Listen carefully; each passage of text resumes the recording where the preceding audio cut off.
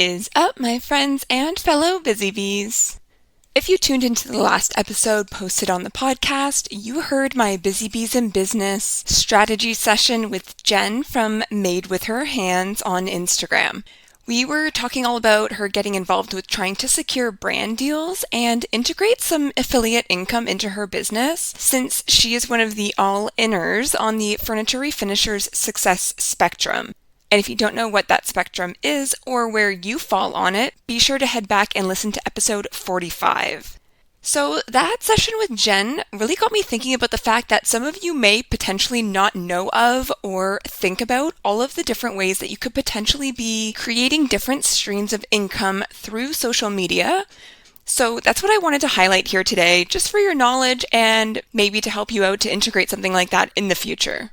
Whether it just ends up being something informative that you learn a little bit about for shits and giggles, or you hear something that sparks your interest and you decide to look into it further, or you decide you're going to integrate one of these into your approach to business, I hope regardless you find it interesting to take a deeper look into social media and the business aspect of things and how it can be used as a business tool and not just a time sucker and attention span killer. But I mean, don't get me wrong, it's also those things too.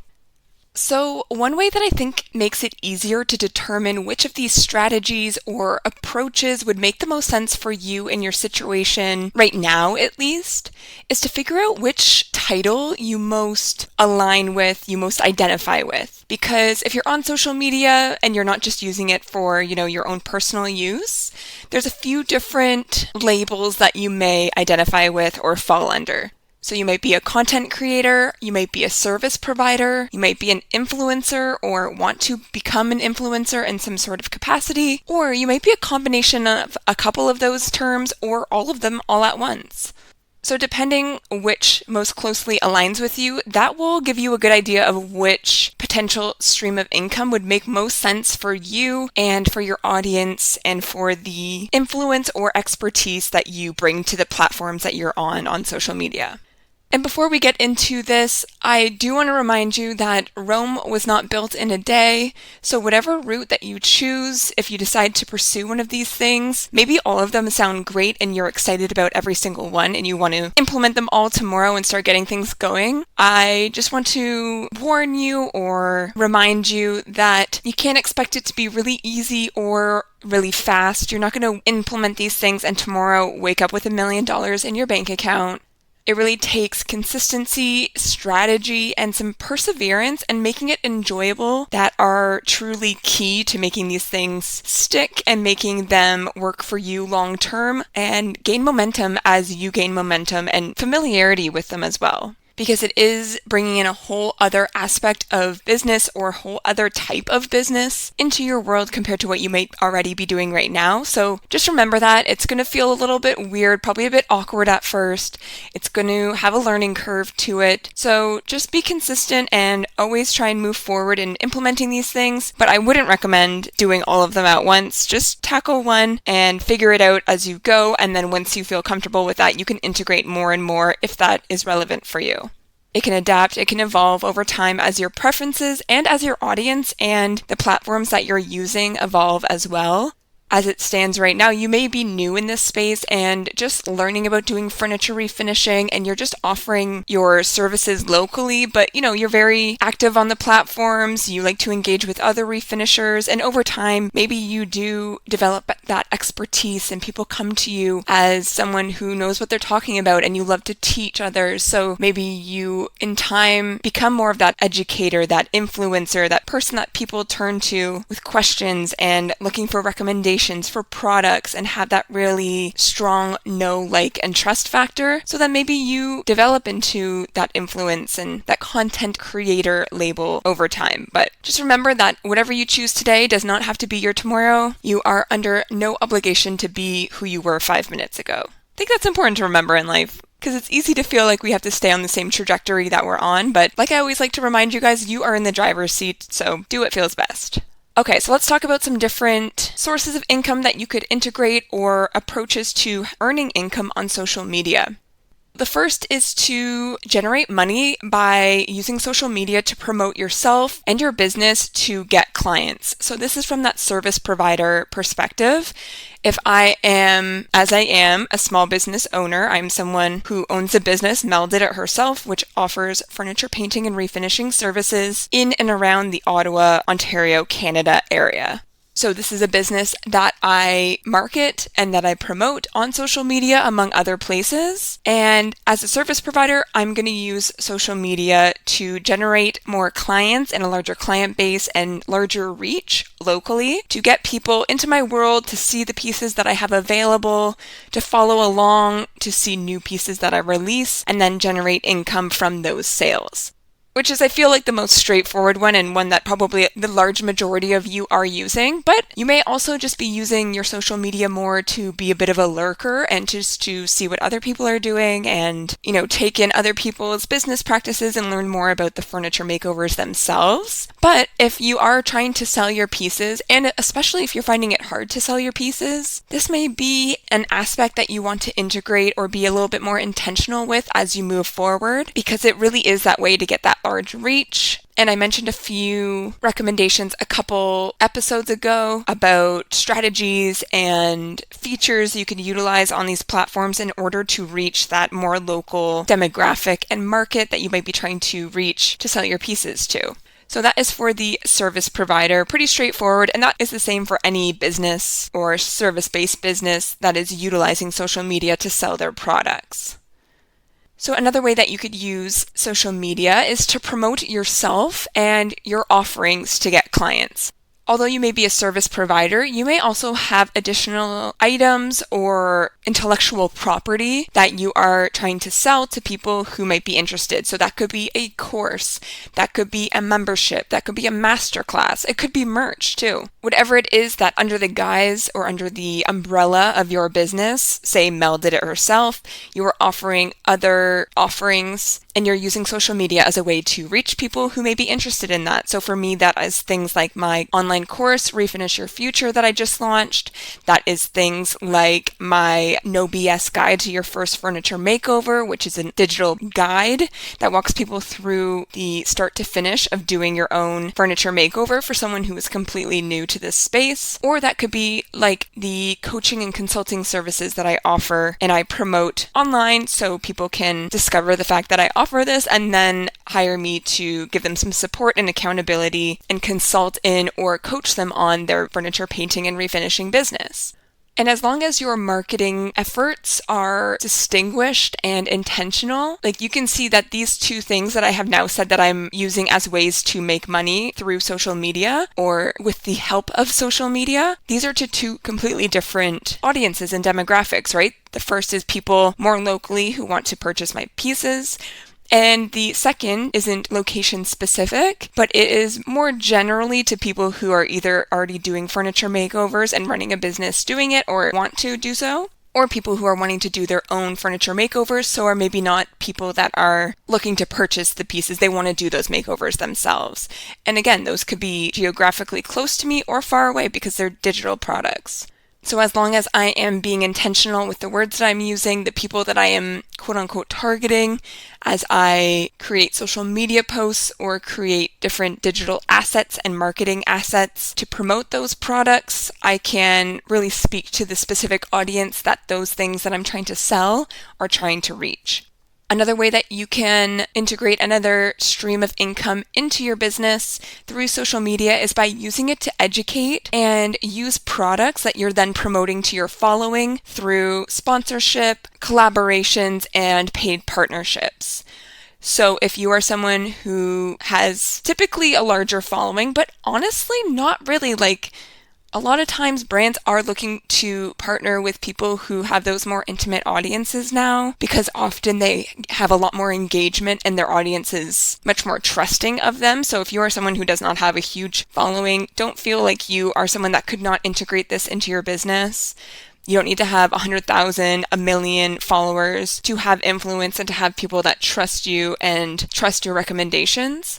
But you can gain sponsorships and collaborations and partnerships with brands, with businesses, and other people that you collaborate with that you either directly or indirectly earn income from. So whether that's them paying you specifically to promote their product, their service in a certain way through Instagram story or a TikTok video, or going live on Instagram, or posting a YouTube short, or posting a pin on Pinterest, or posting a thread on Threads. You may get paid just for that creation of that content, or perhaps you are incentivized through free product and then given a code to promote to your audience, and you gain a commission off of those codes and things like that. There's different kind of setups that it could be, or it could be an in-person sponsorship too. Maybe you get offered or invited on a brand trip with a certain brand, and then that is all provided to you for free in exchange for your promotion of the brand and kind of giving a behind the scenes of the trip to your following, which in turn makes people view that brand in a more positive light. So you can look at that from the sense of educating and using products. So if you are a furniture refinisher, you are having your go-to tools that you use. I always talk about my Surf Prep sander. I always talk about my Baco carbide scraper. I have these tools that I'm using day to day in my business. Fusion mineral paint being the paint that I typically choose for my makeovers. And then people who don't know which tools to choose or which to trust, look at people who have that expertise or who are educating others and looking at what they are using and what they're promoting, and they are more likely to purchase those products as a result. So brands would be more apt or more willing to sponsor someone who is seen as that educator. But also, not from an education standpoint, you can also use social media to share your life and just what you use day to day, what you love, and then promote the products to your following through sponsorship. So that doesn't have to be furniture refinishing tools. That could be the drinks that you love to have, the snacks you like to have, the clothes that you wear, the makeup you use, the skincare you use, in kind of the more traditional influencer or lifestyle influencer sense. So you may choose to have one or the other of these on your page. You might have both intermittently. Again, it's totally up to what you decide and the content that you choose to create, right? Because brands are going to choose to come to you if it looks like their products would seamlessly integrate into your feed and your content, because either you're already talking about them or you are talking about similar types of things, or those aspects of your life are common themes that are coming up in your stories, in your posts, and those kinds of things. So that's another opportunity to have income coming through as a result of your use of social media.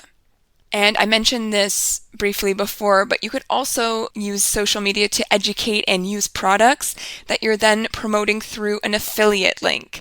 So an affiliate link meaning that you are in a partnership with that brand in some capacity as an affiliate, as a person who's going to promote their products. And through your promotion, you are going to get a small percentage of commission if you entice somebody to purchase that product. So this might be a partnership that a brand reaches out to somebody about. I might get an email and say, hey, we have this paintbrush company and we would love for you to try them out. And if you like them, you can get an affiliate link and promote them to your audience. So then if I get those paintbrushes and I enjoy them, I can talk about them to my audience and say, if you're interested in buying them, usually there's a discount that is offered. You can get 20% off if you use my link or my code. And then as a result, I would get a small kickback in commission.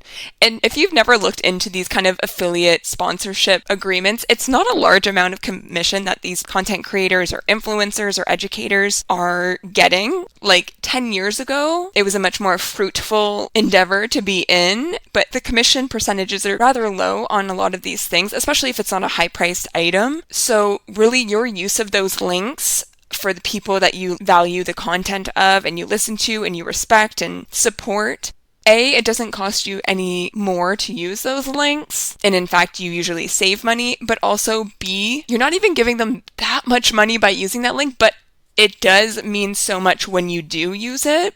I'm not saying this very coherently right now, but just know that those content creators really appreciate you using that link. And it's not like you're buying them a mansion in doing so, but every little bit adds up, especially when you're self-employed and, you have to integrate different streams of income. So if ever someone's using my Surf Prep link or my Fusion link, I get a email anytime somebody uses it. And even if they only buy one thing and I only get, $1 or $2 off of it, like I get excited about that every single time. So just so you know that people do notice and they do appreciate you using those links. But like if you're feeling salty about it and like, they have enough money, I'm not going to use it to support them, like it's really not doing all that much for their bottom line. But again, it can be another source of income that you integrate into your business. So you might be reached out to by brands. You can reach out to brands if there are products that you use and talk about frequently that you would like to see if they have a setup they either already do or would be willing to do with you. Sometimes brands just have affiliate programs set up. You may already have an affiliate code for something that you use and you just haven't seen it in your account. For example, a lot of subscription boxes and stuff like meal prep boxes, good food, HelloFresh, those kinds of things. You can kind of just get it in your back end of your account already. Or they might have a third party that if you've reached out to them and said, do you have an affiliate program? I would be interested in promoting your products. They can just send you a link to sign up and you can start doing it from there. And it's as much or as little as you want to promote those products. Typically, there isn't any requirements in terms of, you need to post about us this amount of times in order to stay in the affiliate program or things like that.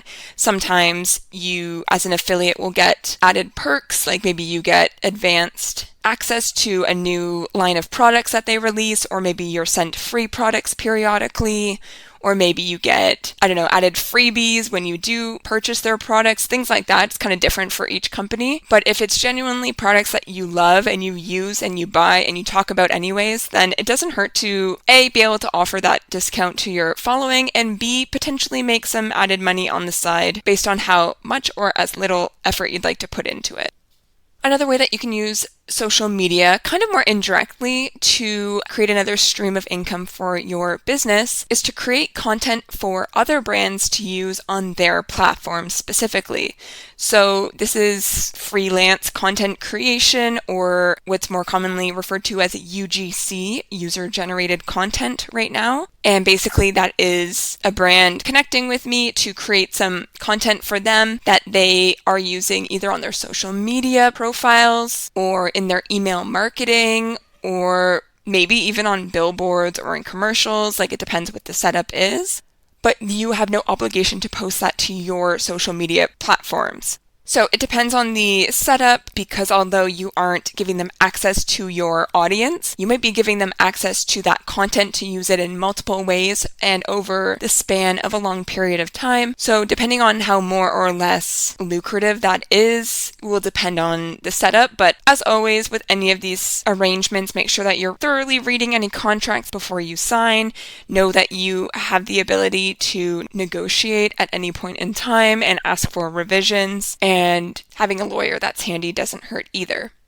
And then the final way that you can use social media is to create content and to grow your account to the point of monetization, and then you will just continually get money for the content that you're posting. So think TikTok creator funds, think YouTube creator partners, and basically either from how often your content is consumed or how many ads are shown throughout the duration of your content being shown, you will get, again, a very marginal amount of money from that comes in over time, but again, can add up, especially if you have videos that are going semi-viral, right? So if there's any programs or any platforms that offer this option, you can look on the back end and see what the requirements are to get to that point of monetization on them, and then what that would look like once you are monetized and what they offer. And then you can kind of, tailor the content that you are making in theory to make the most sense for you to make money. Like on a YouTube video, if it's a matter of however many ads get shown during your videos, maybe you're going to want to make longer form content so that there's the opportunity for more ads to get added in.